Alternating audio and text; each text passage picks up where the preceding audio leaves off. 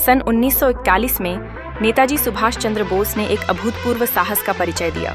British राज द्वारा नज़रबंद किए जाने के बाद उन्होंने स्वतंत्रता के लिए अपनी इच्छा शक्ति को साबित किया, जो भारतीय जनमानस में उम्मीद का एक नया तारा बन गया। अपनी योजना को अमलीजामा पहनाने के लिए नेताजी ने पठान के भेष में अपने आप को छुपाने का निर्णय लिया। यह एक ऐसा कदम था जिसमें न केवल खतरे का सामना करना था, बल्कि अपनी पहचान को छिपाना भी था।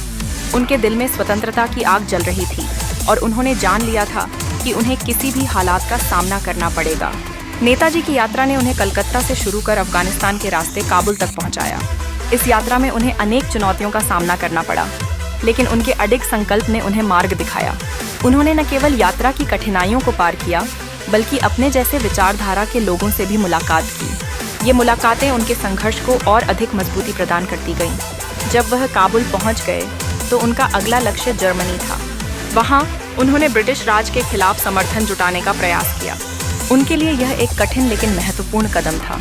उन्होंने न केवल भारतीय स्वतंत्रता की बात की, बल्कि जर्मन समर्थन की शक्ति की भी आवश्यकता महसूस की। गौरतलब है कि यह भागना केवल एक शारीरिक यात्रा नहीं थी, यह एक नई सोच, एक नई रणनीति और एक नए भारतीय राष्ट्र के जन्म का संकेत था। उनके इस साहसिक कदम ने भारतीय स्वतंत्रता संग्राम में एक नया मोड़ दिया और उनकी कहानी ने समय के साथ किंवदंती का स्वरूप धारण किया।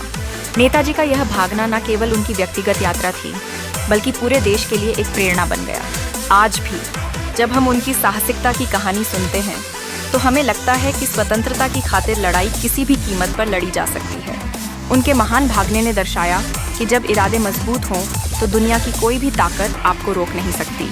इस प्रकार नेताजी सुभाष चंद्र बोस का भागना केवल ऐतिहासिक तथ्य नहीं है, बल्कि एक प्रेरक कथा है जो हमारे मन में देशभक्ति और स्वाधीनता की भावना को उजागर करती है। यह न केवल एक साहसिकता की कहानी है, बल्कि एक ऐसा अध्याय है जिसे कभी नहीं भुलाया जा सकता।